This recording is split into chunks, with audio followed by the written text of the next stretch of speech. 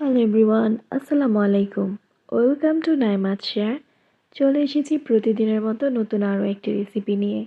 আজকের রেসিপিতে থাকছে ইজিলি কিভাবে আপনারা বাসায় 30 থেকে 40 জনের জন্য একদম পারফেক্ট বিয়েবাড়ির বাবুর্চি রেসিপিতে গরুর মাংস তৈরি করতে পারেন।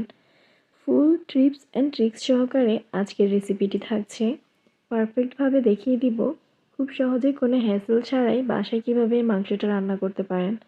চলুন শুরু করা যাক। আমি এখানে প্রায় 7 কেজির মতো গরুর মাংস নিয়ে নিয়েছি। এখানে দিয়ে দিচ্ছি পেঁয়াজ কুচি 100 গ্রাম, আদা এবং রসুন বাটা দিচ্ছি 200 গ্রাম, অর্থাৎ প্রতি কেজির জন্য আমি প্রতি চামচে এখানে 3 থেকে 4 চামচ ব্যবহার করছি। এরপরে জিরা গুঁড়ো দিয়ে দিচ্ছি 150 গ্রাম, লাল মরিচের গুঁড়া দিচ্ছি 200 গ্রাম পরিমাণ, হলুদের গুঁড়া দিয়ে দিচ্ছি 200 গ্রাম পরিমাণ, তেল দিয়ে দিচ্ছি 300 গ্রাম। প্রথম অবস্থায় তেলটা একটু কম দিবেন, কারণ দেখা যায় পরবর্তীতে মাংসের গায়ে থেকে অনেকটাই তেল বের হয়ে যায়।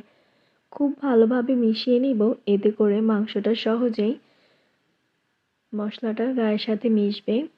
চুলায় বসিয়ে দেওয়ার পর দিয়ে দিচ্ছি বাদাম বাটা। এখানে আমি পেস্তা বাদাম ইউজ করেছি, আপনারা চাইলে ছোট বাদাম বা যে কোনো বাদামই দিতে পারেন। খুব ভালোভাবে নেড়েচেড়ে মিশিয়ে নিচ্ছি। 1 কেজি বা 1 মণ যাই মাংস রান্না করেন না কেন, পরিমাপটা যদি ঠিক রাখেন পারফেক্টভাবে কিন্তু আপনার মাংসটাও রান্না হবে।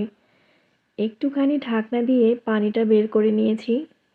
খুব ভালোভাবে নেড়েচেড়ে দিতে হবে যাতে কোনোভাবেই নিচে লেগে না যায়। এই পর্যায়ে একটি টমেটো কেটে দিয়ে দিয়েছি, এতে করে কিন্তু এই মাংসের স্বাদটা দ্বিগুণ বেড়ে যাবে।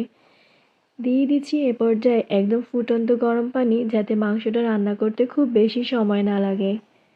ভালোভাবে নেড়েচেড়ে কিছুক্ষণ রান্না করে নেওয়ার পর অ্যাড করে দিচ্ছি কাঁচামরিচ। এ পর্যায়ে কাঁচামরিচ দিলে কিন্তু ফ্লেভারটা অনেক ভালো আসে। রান্নাটা কিন্তু প্রায় কমপ্লিট। এইভাবে রান্না করে দেখতে পারেন, অনেক বেশি মজা হয়। রেসিপিটি ভালো লাগলে পেজ ফলো করতে ভুলবেন না। আল্লাহ হাফেজ।